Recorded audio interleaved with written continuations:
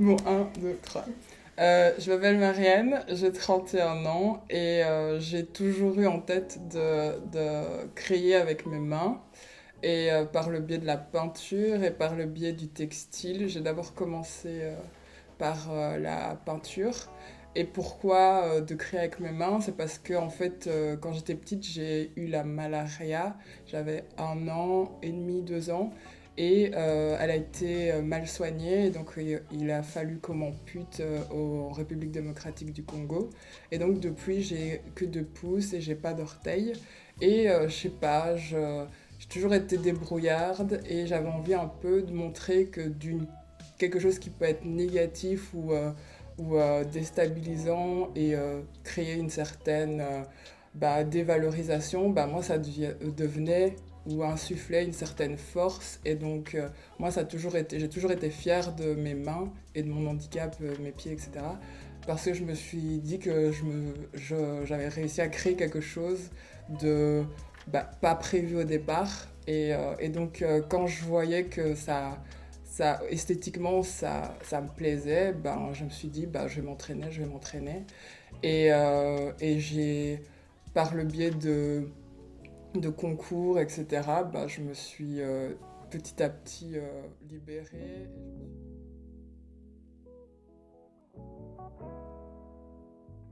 Mon parcours en tant que créatrice, en fait, ça a commencé très tôt. À 6 ans, je dessinais. Dès que j'ai eu un crayon, j'ai commencé à dessiner. Et comme mes parents, surtout mon père, puisqu'il a toujours aimé toutes les cultures, on allait aux expos, etc., il a vu que je le faisais bien, donc il a commencé à facilement m'inscrire à toutes les activités pendant les vacances, etc. Peinture sur soie, poterie, blablabla, tout ça. Et donc j'ai pris des cours de 12 ans à 18 ans en extrascolaire du côté de Romsey. Et puis après, j'ai été en mode. Mais avant d'être en mode, puisqu'il fallait que je teste, j'ai pris des cours extrascolaires aussi en couture de 16 à 17 pour voir si avec mes mains je pouvais le faire, parce que je stressais un peu vu que je venais d'un parcours général, maths, l'histoire, tout ça, rien à voir quoi. Et donc je me suis dit, j'ai pas envie de me retrouver et qu'en fait, non seulement tu as la pression du fait qu'on veut pas de toi dans ce domaine, mais en plus tu as pas confiance en toi. Et donc j'ai testé avant, et donc j'ai fait quelques mois là-bas. Et comme ça marchait bien, je me suis inscrite à Elmo Mode. J'ai fait 4 ans là-bas, j'ai eu mon diplôme, j'ai super bien réussi. Et après, j'ai été à l'académie en peinture. J'ai fait 2 ans. Et puis en fait, je crois que j'avais besoin de ces 2 ans un peu parce que je me cherchais au niveau. Parce que j'étais très élève modèle, je faisais ce qu'il fallait, mais je crois pas que j'avais une proposition en tant que créatrice. Quelque chose qui faisait que ça c'était toi et que l'autre c'est autre chose.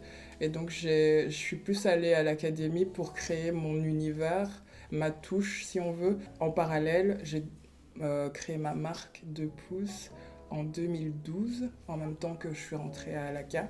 Ça a fonctionné petit à petit et puis j'ai arrêté en 2016 à cause de mes problèmes de santé, puisque j'ai un lupus articulaire et un syndrome de Barré-Ronberg qui a été diagnostiqué en 2014.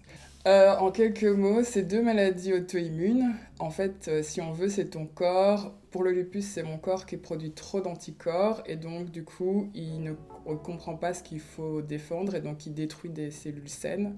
Et donc moi, ça se localise au niveau des articulations, surtout les genoux, les hanches, les épaules et les poignets.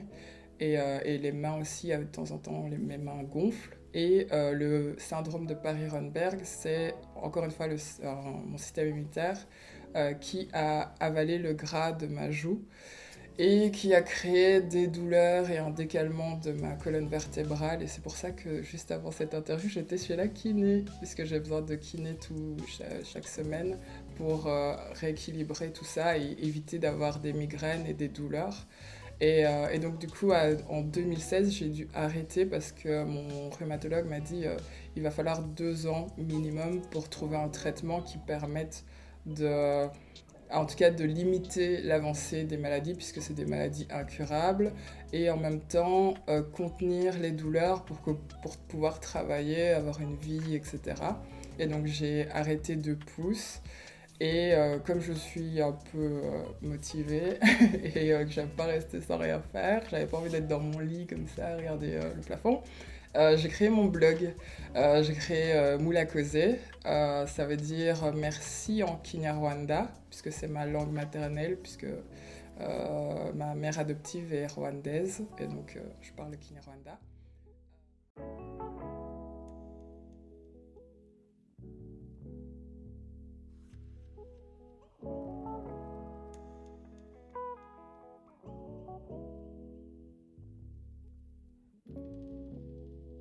J'ai été élevée par un couple mixte, comme on appelle. Ma mère est rwandaise, mon père adoptif, puisque j'ai été adoptée, est belge, donc noir-blanc. Et il y a énormément de personnes qui me demandent de choisir un camp.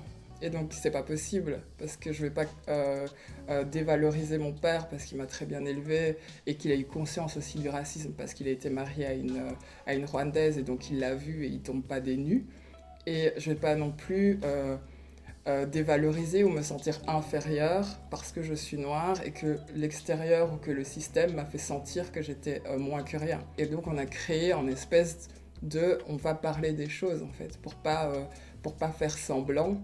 Et, euh, et donc du coup ce blog là me permet de pas faire semblant. J'ai avec ce blog eu en tête de sensibiliser en fait des personnes qui souhaitent le vivre déjà ou souhaitent ne le vivre pas du tout, toutes les questions du handicap, du racisme, par le biais du féminisme aussi, puisque je suis une femme, donc je parle de ma place. Et en fait, l'idée, c'est que comme l'espace public en général a tendance à être étonné que j'en fasse partie, je me suis dit, bah, tu crées ton espace et les gens qui ça intéresse, ils viennent. Si ça les intéresse pas, t'en as rien à cale, puisque de toute façon, en temps normal, ils en ont rien à cale de toi, donc tout va bien.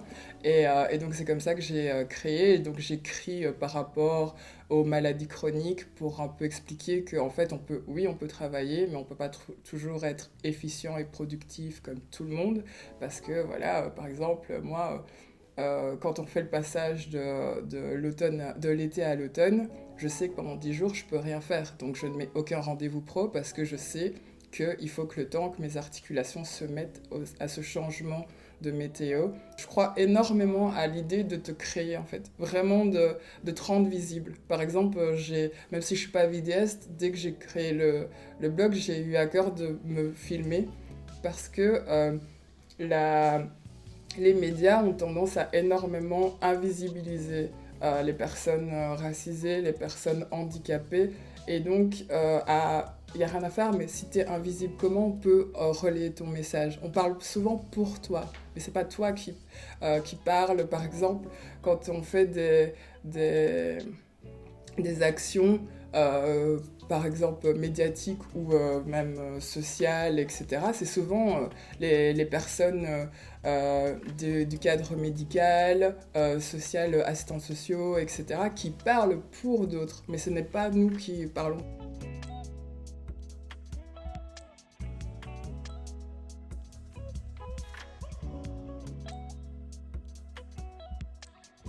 En fait, c'est des souvenirs aussi.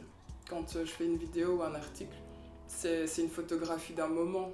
Par exemple, j'ai fait un article sur la dépression que j'ai eue, donc où je me suis rendu compte que j'avais énormément grandi dans l'idée qu'il fallait que que je colle à la fille parfaite, parce que comme j'étais adoptée, t'as ce truc t'as été choisi, donc tu as un peu un investissement pour les parents adoptifs. Donc est-ce que t'as pas envie qu'ils te renvoient? Donc t'as intérêt à être très gentille, très docile, très reconnaissante. Et donc il y a ce truc où je me suis rendu compte que je me mettais tellement une pression de dingue que ça m'a fait me rendre compte que je serais jamais satisfaite en fait de ce que je fais. Et c'est là que tu te rends compte que cette finition, tu ne l'auras jamais. Tu ne seras jamais un être fini, puisqu'il y aura toujours des choses à modifier. Et ça m'a profondément rendu. C'était une claque qui m'a fait vraiment déprimer, parce que je me disais que j'en étais capable. Mais est-ce que tu es capable de coller à l'image que tu veux de toi, ou est-ce que tu es capable de juste te dire ok, on va faire au jour le jour et essayer, et tant que tu as essayé, c'est déjà ça en fait. Et ce truc de c'est déjà ça, ben maintenant ça me m'épanouit, mais avant je le trouvais que c'était pas assez. Parce qu'avec mes mains il n'y a rien à faire, même si je peux avoir le meilleur talent ou tout ce que tu veux, par rapport à une personne qui a 10 doigts, je travaille plus lentement. Et donc du coup je dormais très peu, parce que je voulais absolument avoir la même cadence que quelqu'un qui a 10 doigts. Et résultat, je terminais mes collections en zombie. Et après avoir présenté, pendant 2 semaines, tu ne m'entendais plus. Parce que j'avais tellement pas dormi pour avoir cette cadence que après, mon corps disait stop. Et donc, du coup, c'est devenu un espèce de... si on veut, c'est un un défaut que je me suis approprié, et donc maintenant je me présente comme slow blogueuse, slow artiste, parce que dans tous de manière récurrente, c'était très bons résultats malgré sa lenteur naturelle. Et donc je me suis dit, je fais quand même des bons résultats, donc même si j'ai cette lenteur naturelle qui a l'air de faire bien chier les gens, et ben je vais l'assumer, parce que je ne pourrai jamais en fait l'effacer.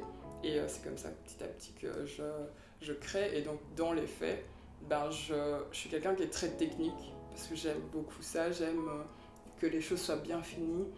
Si je trouve qu'un corps que je fais anatomiquement me dérange, je vais le retravailler jusqu'à ce que je trouve qu'il corresponde à ce que je veux renvoyer. Je peins des corps amputés, je peins des imperfections, parce que c'est la vraie vie, c'est ça. Et moi j'aime bien montrer la vraie vie. Mais si ce que j'ai ressenti en dessinant la personne, j'arrive à le transmettre dans la peinture, ok, j'y touche plus.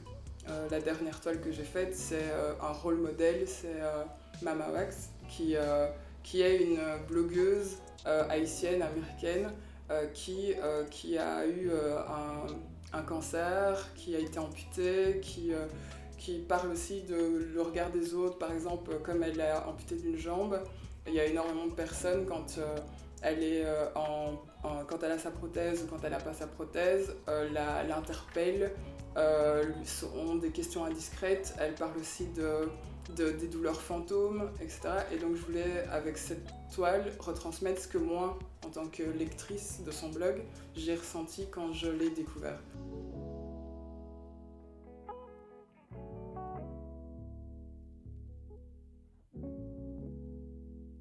La peinture, c'est vraiment mes tripes. Je trouve que quand je peins, c'est mes traumas qu'on voit, c'est mon acceptation, c'est les étapes qu'il a fallu pour passer, les choix des allégories, etc. C'est fort, c'est fort proche de ma peau, en fait, la peinture, alors que la, la, le vêtement, c'est un peu plus pour les autres. Je sais que j'aime bien, mais j'ai envie que les autres se sentent bien dedans, en fait. Qu'ils s'approprient, qu'ils aient confiance en eux, qui leur donner... Bah oui, parce que moi, quand je mets un vêtement que je crée ou que j'ai chiné ou quoi, bah, je sais pas, ça donne du pouvoir et de... par exemple, mon gilet ici, je l'ai choisi pour l'interview parce que je sais que je l'adore et que j'aime bien ses couleurs. Frida, c'était pour me donner un espèce de... comme je l'aime bien, eh ben, elle va un peu l'air de rien, un peu être là avec moi. Donc je trouve que c'est pas si superficiel, comme on dit, des vêtements, parce qu'on traîne tout le temps dedans. Le slow fashion, c'est l'idée de se repositionner dans sa manière de s'habiller pour reprendre conscience qu'en fait c'est un cycle et que le cycle a été déréglé et qu'il va falloir faire le ralentir, voire mettre sur certains points, passer par des alternatives comme le seconde main qui part du principe que tu as déjà quelque chose qui a été créé et qui peut être remis dans le circuit. Et donc c'est l'économie circulaire, c'est le côté circulaire de la mode.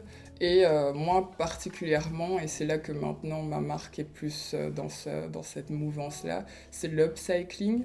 L'upcycling, c'est par exemple de vêtements ou de tissus de seconde main, fin de stock ou dons d'anciennes couturières, etc. Brocantes et tout ça. Tu crées quelque chose de nouveau à partir de quelque chose qui a déjà existé et donc tu revalorises.